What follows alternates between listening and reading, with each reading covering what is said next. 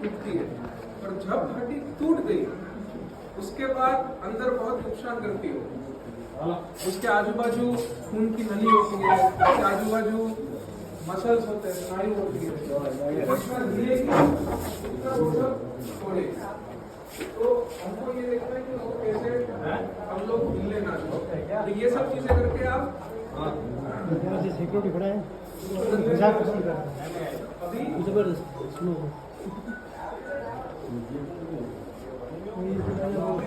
अगर कोई जल जाता है, चाहे वो घर पे हो कि कोई बड़ी आग लगी तो उसमें जल गया, तो जले हुए आदमी का प्राथमिक चिकित्सा कैसे कर सकते हैं?